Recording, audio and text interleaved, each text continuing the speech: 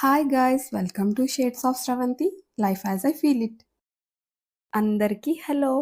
నన్ను అర్థం చేసుకున్నారు అని ఆ అమ్మాయి అనుకుంది. తన సైలెన్స్ని కూడా అర్థం చేసుకోగలిగే వ్యక్తి, తన ఎమోషన్స్ని అర్థం చేసుకొని తన ఫీలింగ్స్కి రెస్పెక్ట్ ఇచ్చే విలువైన మనిషి తన లైఫ్లోకి వచ్చాడని అనుకుంది. కానీ ఆ వ్యక్తి తనని అర్థం చేసుకోలేదు. ఎప్పుడైతే నో చెప్పిందో, నీకు ఇంత యాటిట్యూడ్, ఇంత పొగరు అని ఆ అబ్బాయి అన్నాడు.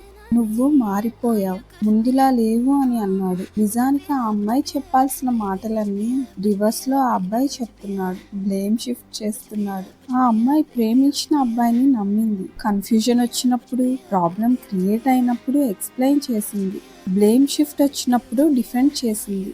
కానీ abusive words, body shaming start చేసి ఆ అమ్మాయి కాన్ఫిడెన్స్ ని అటాక్ చేశాడు. అంతేకాదు, ఆ అమ్మాయి ఫ్యామిలీని కూడా తన చీప్ వర్డ్స్ తో మాటలు అన్నాడు.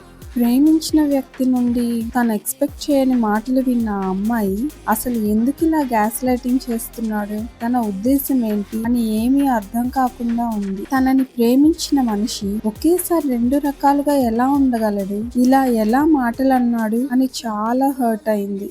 లేనిది ఉన్నట్టు చెప్పడం, మాట మార్చడం, బ్లేమ్ షిఫ్టింగ్, మ్యానిపులేట్ చేసి నమ్మించేంత నిజంగా ఉన్నాయి ఆ మాటలు. కానీ తనకి మాత్రమే తెలుసు ఎవరు ఎవరి వల్ల బాధపడుతున్నారో, ఎవరు ఎవరిని బాధ పెడుతున్నారు. ఎంత మాటలు మార్చినా నిజం మార్చలేరు కదా. మొట్టమొదటిసారి ఇలాంటి వ్యక్తిత్వం ఉన్న మనిషితో జీవితం ప్రశాంతంగా ఉండదని, నా క్యారెక్టర్ని, నా కాన్ఫిడెన్స్ని అటాక్ చేశారు అని అర్థం చేసుకుంది. కాన్ఫిడెంట్గా ఉండే అమ్మాయిని ఎవరు కంట్రోల్ చేయలేరు. Someone who loves you will never needs to destroy you to keep you.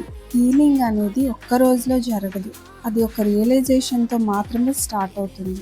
ప్రేమ పేరుతో చెప్పే ప్రతి మాట ప్రేమ కాదు. డియర్ గర్ల్, నీ ఫీలింగ్స్కి వాల్యూ ఇవ్వకుండా రిలేషన్షిప్లో నిన్ను కన్ఫ్యూజ్ చేస్తూ గ్యాస్ లైటింగ్ చేసే వాళ్ళకి దూరంగా ఉండు.